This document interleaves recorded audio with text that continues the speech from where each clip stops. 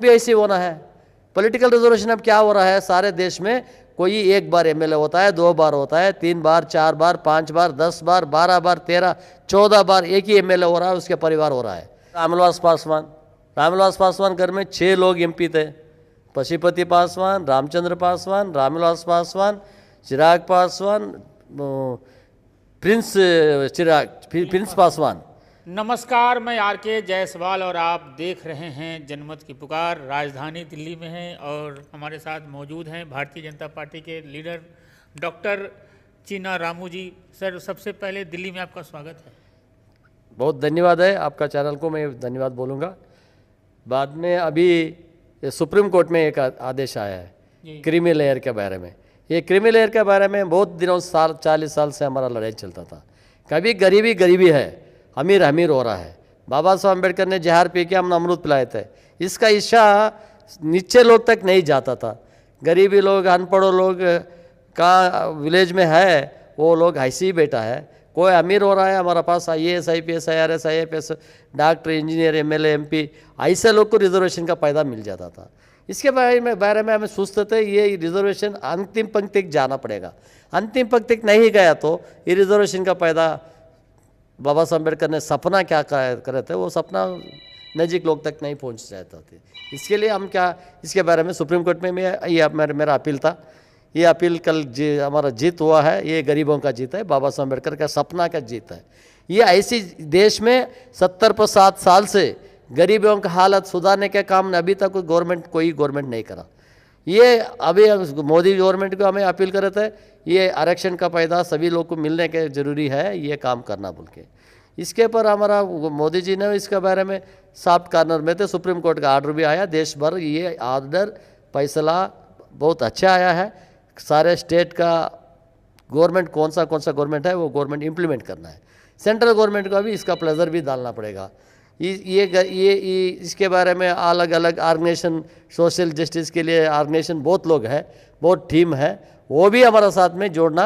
ये इशू गरीबों का उद्धार के लिए है।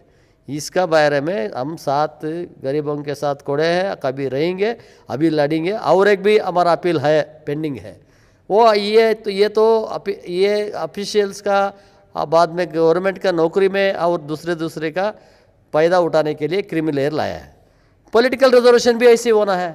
पॉलिटिकल रिजर्वेशन अब क्या हो रहा है, सारे देश में कोई एक बार एमएलए होता है, 2 बार होता है, 3 बार, 4 बार, 5 बार, 10 बार, 12 बार, 13, 14 बार एक ही एमएलए हो रहा है, उसके परिवार हो रहा है। एक बार बाबा साहब अम्बेडकर का इच्छा क्या था, 10 साल का रिजर्वेशन का फैसला करे थे पहला टाइम, आज़ादी मिलने का टाइम। बाद में क्या हुआ, 10 साल के बाद में 10 साल बढ़ा के 2020 तक था। मोदी जी ने अभी 10 साल बढ़ाया है। ये 10 साल के बाद में और 10 साल तक पहुंचेगा।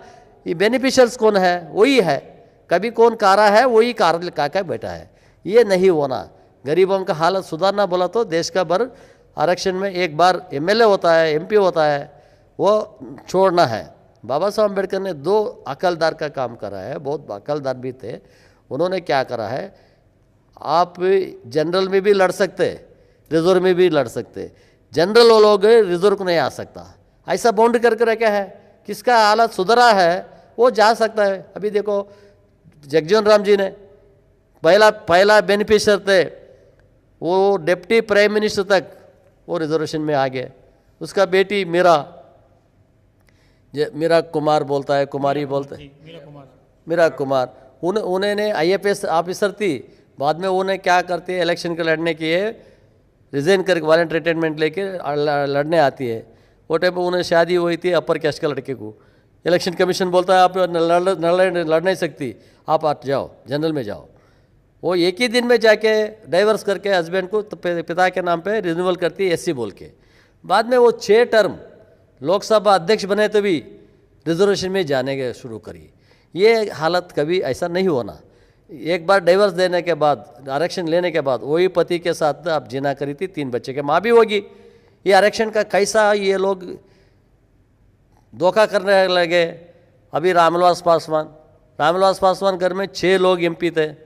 पशुपति पासवान, रामचंद्र पासवान, रामविलास पासवान, चिराग पासवान, प्रिंस पासवान, ऐसा उसके घर पे 4-5 लोग ये रिजर्वेशन का फायदा उठा डाले तो गरीब और दूसरा गरीब कहाँ जाना है, उसे भी पॉलिटिकल पावर होना है ना। ये तो एक ही आदमी कहता है। ये मायावती है, मायावती 4 बार चीफ मिनिस्टर उत्तर प्रदेश की, 12 बार रिजर्वेशन में लड़ती है, कभी जनरल को नहीं गई। इतना पावरफुल दीदी है आप, अभी जनरल में जाके लड़ो।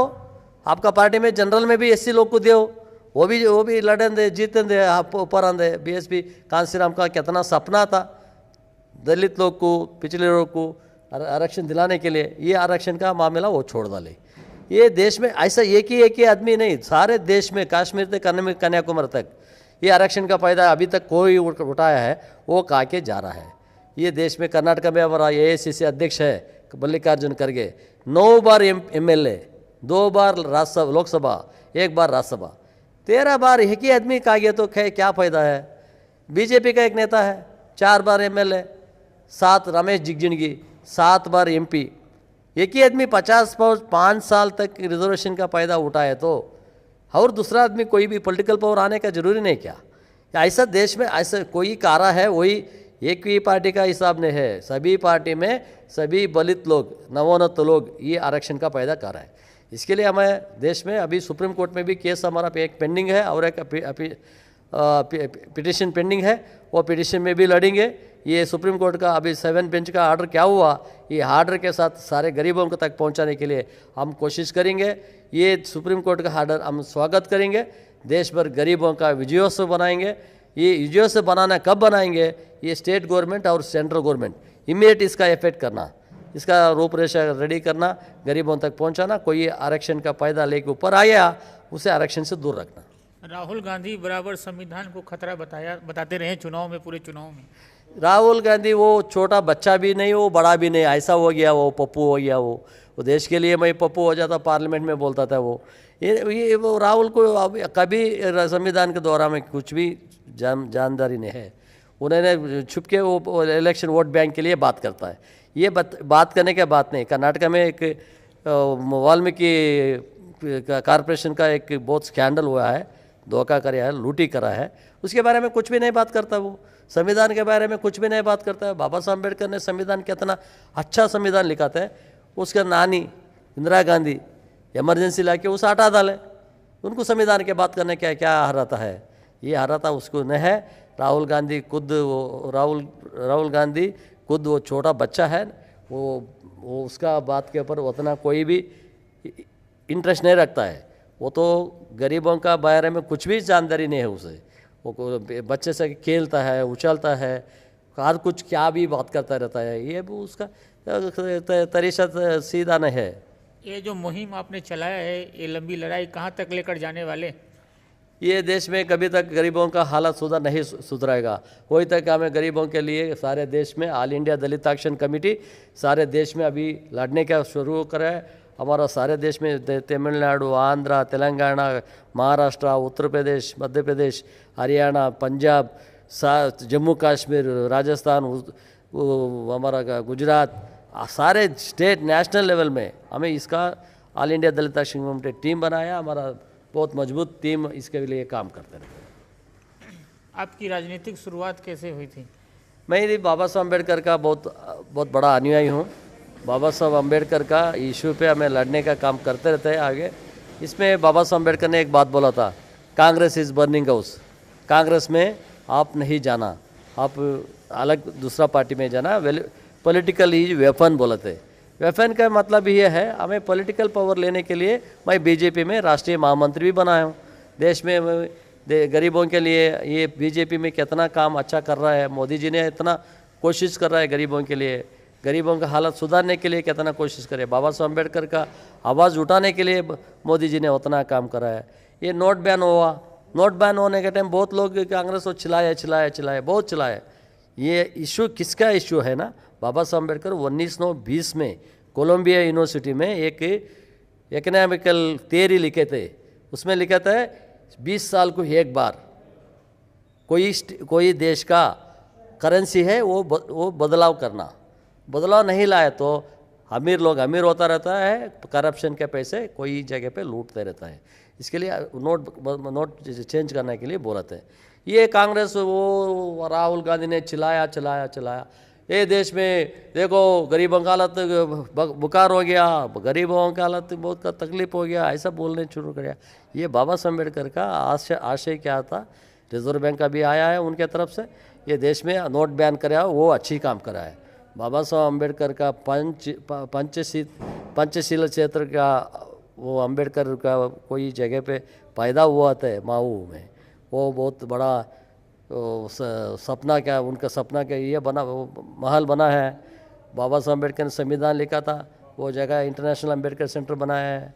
बाबा साहब अम्बेडकर लंदन में कोई पढ़ता था, उसको वो जगह पे अच्छा एजुकेशन इंस्टीट्यूशन बनाया है। दादर में उनका एक समाधि में बहुत बड़ा समाधि का पुत्र बनते। नागपुर में अम्बेडकर का वो बौद्धिज़्म का हक लिया ना, वो जगह भी बहुत अच्छा करा है। ये मोदी जी ने बीजेपी ने बहुत अच्छे से गरीबों का बाबा साहब अम्बेडकर का सपना लेके आने के लिए काम कर रहे हैं। इसके लिए हमें बीजेपी में जोड़ा है, दलित लोग भी बीजेपी में जोड़ा है। बाबा साहब अम्बेडकर को पहला बार कानून मंत्री थे, वही टाइम पर कॉमन सिविल कोड लाने के लिए कोशिश करे थे। कॉमन सिविल कोड का मतलब ये है, पिता के आस्ती में बेटी को भी देना पड़ेगा, भाई जो वो लड़की को भी उसका हक देना है। मर्द बने के पुरुषों के लिए उनको भी सीधा इक्वलिटी लाना के वो कोशिश करे थे, वो भी नहीं सुना ये कांग्रेस लोग। कांग्रेस नेहरू बोला नहीं नहीं नहीं, मुसलमान को बुरके में रख डालो। ओके, उनको बुरके में रखेंगे, रखे। हिंदू कोड भी लाने गए, हिंदू कोड भी लाने के भी नेहरू प्राइम मिनिस्टर वो नहीं मानता, इसके लिए वो रिज़ाइन करता है बाबा साहब अम्बेडकर ने। कोई औरत को मैं उनको आरक्षण नहीं दिलाया, उनको इक्वलिटी नहीं लाया, मैं ये पद में नहीं रहूँगा बोल के मिनिस्ट्रीगिरी को राजीनामा करे थे। इसके बाद में हम क्या बोलता है, ये बाबा साहब अम्बेडकर का सपना के लिए हम ये कोशिश करने का काम कर रहे हैं। दिल्ली में किन किन नेताओं से मुलाकात हुई है आपको और किन किन नेताओं से मिलने वाले हैं? ये बाबा साहब अम्बेडकर का इच्छा अभी सुप्रीम कोर्ट का फैसला हुआ है, हमें सभी बहुत बड़ा नेता के साथ में, मोदी के साथ में भी हमें इसका बात करने जा रहे हैं। अमित शाह की जी सब बात में, नड्डा जी के साथ में भी बात करने लगे हैं। ये देश में हर कुछ सभी देश का नेता को हम इसके बारे में बता रहे हैं। आज सुबह ही एक शंकराचार्य के साथ में, स्वामी जी के साथ में हमें बात करें। शंकराचार्य स्वामी जी ने बोला ये बहुत आगे होना था, आज ही लेट हो गया, आप शुरू करो, हम आपके साथ में हैं। कोई भी इसके बारे में बुरा नहीं समझेंगे। गरीबों का हक दिलाने के लिए सबका भी दिल है, मगर क्या होता है, दलित ऑर्गेनाइजेशन टुकड़े थोड़ा गैंग है, वो क्या बोलता है, देखो बीजेपी वाला आरक्षण हटा जाने के लिए जा रहा है, हटाने के नहीं जा रहा है, गरीबों का फैसला देने के लिए जा रहा है लोग। इसके लिए वो गरीबों का हालत सुधारने का काम करने का जरूरी भी है ना। इसके लिए सभी लोग, अपर कास्ट का लोग अपना साथ दे रहा है। ये दलित लोग में कोई नवोन्नत दलित है, वो हमारा दुश्मन है। कोई एक एमएलए होता है, एमपी होता है, आईएएस बनता है, आईपीएस बनता है, कोई भी दलित का नीचे गरीब लोग का हालत क्या है, उसका प्रॉब्लम क्या है, वो नहीं देखते। वो अपर कास्ट का आईएएस आईपीएस लोग हाथ पकड़ के ऊपर लेके आता है। ये शेड्यूल कास्ट में रिजर्वेशन लेके ऊपर आ गया ना, वो लोग कभी दलित लोग को उन्होंने नीचे तक नहीं पहुंचाता है, बेनिफिट्स भी नहीं दिलाते, रिजर्वेशन भी नहीं दिलाता है। ये हालत हमारा हो गया। इसके लिए ऑल इंडिया दलित एक्शन कमेटी सारे देश में इसका लड़ाई ज़बरदस्त से करना है, इसका अवेयरनेस करना है। सुप्रीम कोर्ट में भी केस लड़ने के ये दो सुप्रीम कोर्ट में अपील डाला था, एक अपील कल नहीं परसों जीता है। अभी आने का दिन में पॉलिटिकल रिजर्वेशन भी हटाने के लिए, पॉलिटिकल रिजर्वेशन एक बार लेने वाला बार नहीं लेना, वो दूसरे और हमारा भाई है, बहन है, उनको मिलना पड़ेगा। इसके लिए हम काम करें। तो हमारे साथ बात कर रहे थे डॉक्टर चीना रामू जी। मिलते हैं किसी और खबरों के साथ। नमस्कार।